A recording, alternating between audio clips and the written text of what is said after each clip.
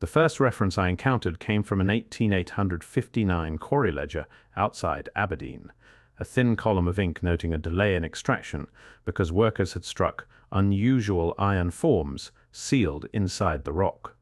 The phrase was not dramatic. That was what unsettled me. It sat between routine entries about blasting powder and wagon repairs, treated as a logistical nuisance rather than a discovery. Later accounts expanded the description. Thick bars fused into curved heads, shafts longer than a man is tall, surfaces worn smooth in ways fresh fractures could not explain. Officials were summoned, not in ceremony, but in paperwork. Measurements were taken, weight estimates were penciled into margins. No celebratory dispatch followed, no scientific delegation recorded. Only a brief municipal notice attributing the objects to abandoned industrial equipment from an undocumented venture decades earlier. The explanation arrived before anyone had established what the implements actually were. What lingered was the scale. Quarry tools in mid-19th century Scotland were heavy, but not like this. These required leverage points set higher than shoulder height, grips spaced for hands farther apart than most bodies could. Manage tea comfortably. I compared the figures with engineering manuals from the same decade. The gap was not subtle. Across Europe, I would later find echoes of the same measurements, the same restrained language, the same administrative instinct to close a file quickly. But in that first entry, buried in routine accounting, the pattern had already begun to form.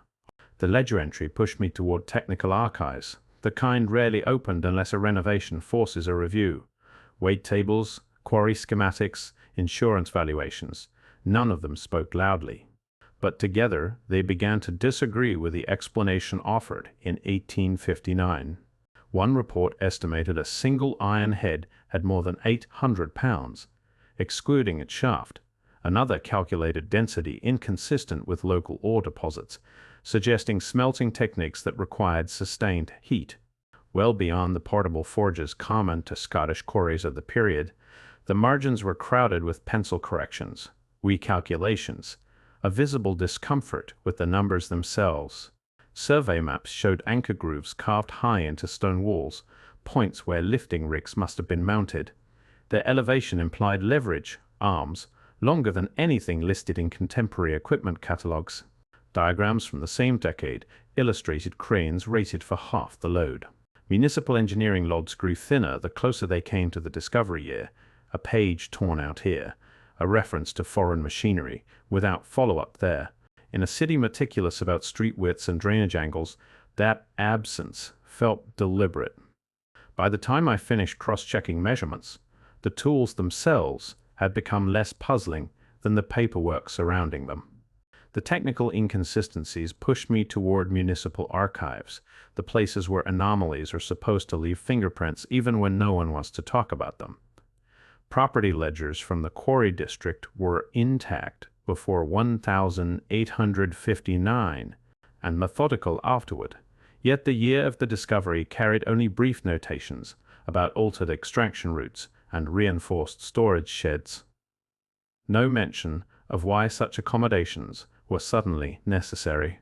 Council minutes from the same season recorded budget approvals for transport wagons rated far beyond ordinary stone haulage, then pivoted back to drainage repairs and harbor tariffs, without explanation. Shipping manifests listed crates departing Aberdeen under vague classifications: industrial salvage, obsolete apparatus, categories broad enough to swallow anything too awkward to describe precisely. Clerical handwriting changed mid-register. Entries squeezed into margins where entire paragraphs should have been. In offices obsessed with ink density and ledger balance, those distortions felt louder than erasure. Files were not destroyed. They were trimmed, redirected, flattened into something administratively harmless. What had started as a physical puzzle now looked procedural. The tools were not only difficult to account for in metal and weight, they were becoming difficult to locate on paper at all. By the time the Scottish files thinned into silence, I had learned to search for the same language elsewhere. Not headlines, not monographs, shipping tallies, rural excavation logs. Museum intake cards written in handwriting too neat to be casual. In Yorkshire, an 1872 railway cut produced oversized iron implements of uncertain classification. In the Ruhr Valley, quarry reports referenced lifting heads too heavy for existing cranes, quietly transferred to municipal depots before metallurgical testing was completed. Northern Italy offered a similar phrase decades later, translated differently but shaped the same way. Tools unsuitable for current operations, removed for assessment, no public record of outcome. The repetition was not theatrical. That was its strength. Each site described something just beyond local capacity.